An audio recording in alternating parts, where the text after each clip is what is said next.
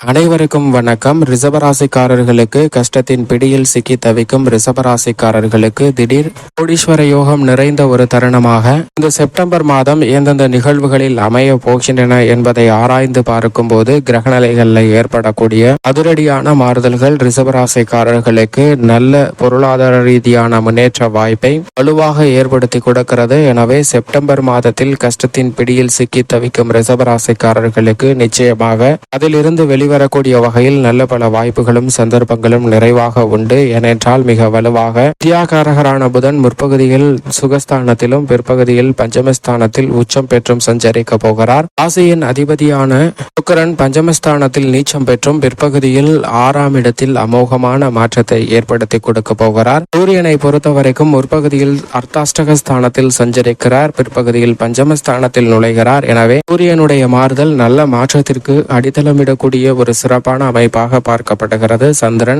12 இடங்களிலும் சஞ்சரிக்கிறாருங்க. இந்த கிரகநிலைகளை தவிர முக்கியமான கிரகநிலைகள்ல எந்த விதமான மாறுதலும் இல்லாத ஒரு மாதமாக பார்க்கப்படுகிறது. இருந்தாலும் கூட இந்த மாதத்தில் புதனின் உச்சம், ராசியின் அதிபதியான சுக்கிரனின் நீச்ச நிவர்த்தி என பல நல்ல மாறுதல்கள் மிக வலுவாக கிடைப்பதால் எதிர்பார்க்கிறபடி பொருளாதார ரீதியாக நிறைவான வளர்ச்சியும் முன்னேற்றமும் மிக சிறப்பாக அமைவதற்கான முதன்மையான யோகம் உண்டு. அதிலும் குறிப்பாக மாதத்தின் முற்பகுதியில் மிக வலுவாக ஆட்சி பலம் பெற்று 4ஆம் இடத்தின் அதிபதியான சூரியன் 4ஆம் இடத்தில் வலுவாக சஞ்சரிக்கிறார். மாதத்தின் பிற்பகுதியில் பஞ்சமஸ்தானம் என்று சொல்லக்கூடிய 5ஆம் இடத்தில் சஞ்சரிக்க போகிறாருங்க. எனவே சூரியனின் அமைப்பு காரணமாக நல்ல மாறுதல்கள் ரிஷபராசிக்காரர்களுக்கு மிகவும் வலுவாக கிடைக்கிறது. முற்பகுதியில் ஏற்படக்கூடிய அலைச்சல்கள் பிற்பகுதியில் தங்களுக்கு சாதகமாகவும் நற்பலன்களை பெற்றுத்தரக்கூடிய வகையிலும் அமைவதற்கான சூழல் உண்டு என்பதை முதலும் முடிவுமாக இருக்கக்கூடிய சூரியன் உறுதிப்படுத்துகிறாருங்க. எனவே ரிஷபராசிக்காரர்களை பொறுத்த வரைக்கும் சூரியனின் அமைப்பு காரணமாக குடும்ப ரீதியாக சந்திக்கக்கூடிய பல்வேறு வகையான சிக்கல்கள் நிச்சயமாக விலக போகிறது. எதிர்பார்த்தபடி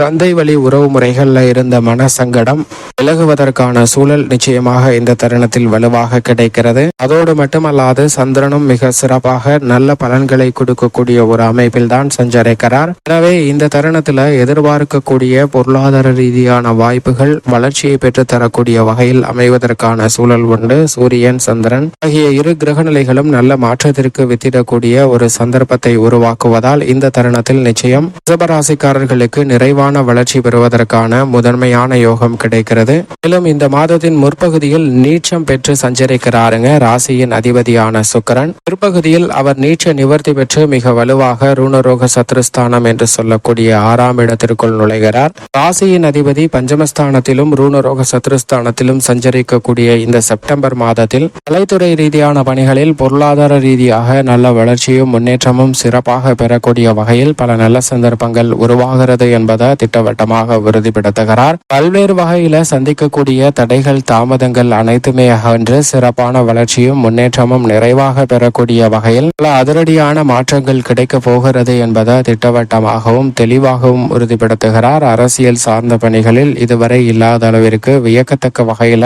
கட்சியிலும் மக்கள் மத்தியிலும் மிக சிறப்பான வளர்ச்சியும் முன்னேற்றமும் நிறைவாக பெறுவதற்கான யோகம் உண்டு என்பதை ராசியின் அதிபதியான சுக்கிரனினுடைய பயிற்சி தெளிவாக உறுதிப்படுத்துகிறது. பிற்பகுதியில் நீச்சம் பெற்று சஞ்சரிக்கக்கூடிய சுக்கிரன் பிற்பகுதியில் நீச்ச நிவர்த்தி பெறுவதால் பல வகையில நன்மைகள் நிறைவாக பெறுவதற்கான யோகம் வலுவாக உண்டு. அதோடு மட்டுமல்லாது ராசிக்கு மிகவும் சகாயமானவராக இருக்கக்கூடிய வித்யாகாரகரான புதன் முற்பகுதியில் சுகஸ்தானத்திலும் பிற்பகுதியில் மிக வலுவாக உச்சம் பெற்று பஞ்சமஸ்தானத்திலும் சஞ்சரிக்க போகிறாருங்க. வித்யாகாரகரான புதனின் உச்சம் என்பது பல்வேறு வகையில நல்ல வாய்ப்புகளை ரிஷபராசிக்காரர்களுக்கு உருவாக்கி கொடுக்கிறது. புதனின் உச்ச பெறும் காலம் என்பது ரிஷபராசிக்காரர்களுக்கு நிச்சயமாக கஷ்டத்தின் பிடியில் சிக்கி தவிக்கும் ரிஷபராசிக்காரர்களுக்கு அதிலிருந்து வெளிவரக்கூடிய வகையில் நல்ல மாறுதல்களும் சிறப்பான வளர்ச்சியும் முன்னேற்றமும் நிறைவாக கிடைக்கும். இந்த தருணத்தில் எந்த காரியத்தை கையில் எடுத்தாலும் காரிய வெற்றி உண்டு. எதிர்கொள்ளக்கூடிய நேர்முக தேர்வு, எழுத்து தேர்வு போன்றவற்றில் வெற்றி வாய்ப்பு பிரகாசமாக அமையும். நீங்கள் எதிர்பார்ப்பதை விட சிறப்பான வளர்ச்சியும் முன்னேற்றமும் பொருளாதார ரீதியாக அமைவதோடு மட்டுமல்லாது பல்வேறு வகையில இருக்கக்கூடிய சங்கடங்களை நிச்சயம் ரிஷபராசிக்காரர்களுக்கு விளக்கக்கூடிய ஒரு தருணமாக மாறுகிறது என்பதை வித்யாகாரகரான புதன் உறுதிப்படுத்துகிறாருங்க. அதோடு மட்டுமல்லாது தனஸ்தானம் குடும்பஸ்தானம் என்று சொல்லக்கூடிய 2ஆம் இடத்தில் சஞ்சரிக்கக்கூடிய செவ்வாய் இந்த மாதம் முழுவதுமே தனஸ்தானத்தை வலுப்படுத்துகிறார். இந்த மாதத்திற்கு பிறகு தைரியஸ்தானத்திற்குள் நுழைய இருக்கிறார். இந்த மாதத்தில் குடும்ப ரீதியாக சந்திக்கக்கூடிய பல்வேறு வகையான சிக்கல்கள் தடைகள் நிச்சயமாக விலகுவதற்கான சூழல் வலுவாக கிடைக்கிறது. நீங்கள் எதிர்பார்க்கக்கூடிய நீதிமன்ற வழக்குகள் உள்ளிட்ட பல்வேறு விஷயங்கள் தங்களுக்கு சாதகமாக அமைவதற்கான சூழல் உண்டு. இதை அனுபவ ரீதியாக உங்களால் உணர்வதற்கான யோகம் வலுவாக கிடைக்கிறது. அதோடு மட்டுமல்லாது பல்வேறு வகையில நீண்ட காலமாக சந்திக்கக்கூடிய பல சிக்கல்களை விளக்கக்கூடிய வகையில் நல்ல மாறுதல்களை வலுவாக பெற்று தருகிறாருங்க.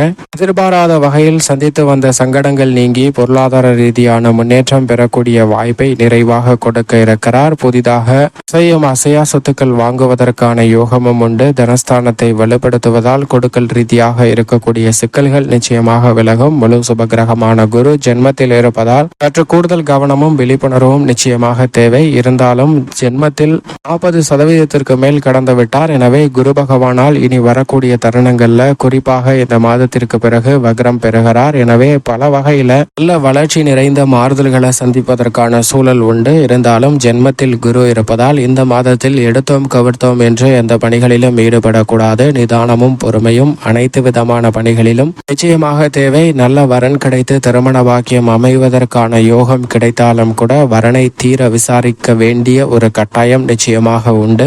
ராகுவை பொறுத்த வரைக்கும் லாபஸ்தானத்தில் வலுவாக வெற்றிருக்கிறார். தொழில் ரீதியாக உத்தியோக ரீதியாக சிறப்பான வளர்ச்சி நிச்சயமாக உண்டு. ராகு லாபத்தில் இருக்கக்கூடிய இந்த வேளையில் திடீர் கோடீஸ்வர யோகம் என்று சொல்லக்கூடிய வகையில் செப்டம்பர் மாதத்தில் பல அதிரடியான மாற்றங்களை நிச்சயமாக ஏற்படுத்தி கொடுக்கிறாருங்க. அதோடு மட்டுமல்லாது பூர்வ புண்ணிய ஸ்தானத்தில் கேதுவும் வெற்றிருப்பதால் பல்வேறு வகையான ஆன்மீக சிந்தனை அதிகரிக்கும். பல விஷயங்கள்ல ஆன்மீக நாட்டம் என்பது அதிகரிப்பதால் சில நல்ல மாறுதல்களையும் வலுவாக சந்திப்பதற்கான யோகம் இந்த தருணத்தில் நிச்சயமாக கிடைக்க இருக்கிறது. சனி பகவான் கர்மஸ்தானத்தில் வக்ரம் பெற்று சஞ்சரிக்கிறார். அவர் வக்ரம் பெற்றிருந்தாலும் கூட உத்தியோக ரீதியாக பெரிய அளவிலான பாதிப்பு இல்லை. எதிர்பார்க்கக்கூடிய ஊதிய உயர்வு பதவி உயர்வு உள்ளிட்ட பல நல்ல விஷயங்கள் சாதகமாக அமைவதற்கான சூழல் நிச்சயமாக உண்டு. ஆனால் மேல் அதிகாரிகள் மற்றும் சக பணியாளர்களிடம் சற்று கவனமாக இருக்க வேண்டும். அதோடு மட்டுமல்லாது சிறு வேலையை கூட முயற்சிகள் அதிகமாக தேவைப்படலாம் செய்து முடிப்பதற்கு.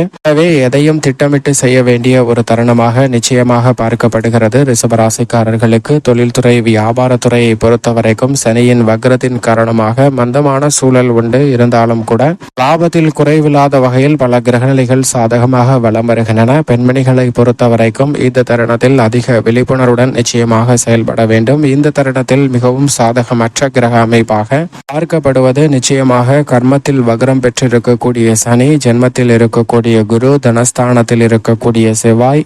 இந்த கிரகநிலைகளின் அமைப்பு சாதகமற்று இருப்பதால் நிச்சயமாக ரிஷபராசிக்காரர்கள் வாரத்தில் வியாழக்கிழமை விரதம் இருந்து அருகாமையில் உள்ள வராகி அம்மன் ஆலயம் சென்று தீபம் ஏற்றி வழிபாடு செய்யுங்கள். கஷ்டத்தின் பிடியில் இருந்து வெளிவருவதோடு நல்ல முன்னேற்ற வாய்ப்புகள் நிறைவாக கிடைக்கும். ரிஷபராசிக்காரர்களுக்கு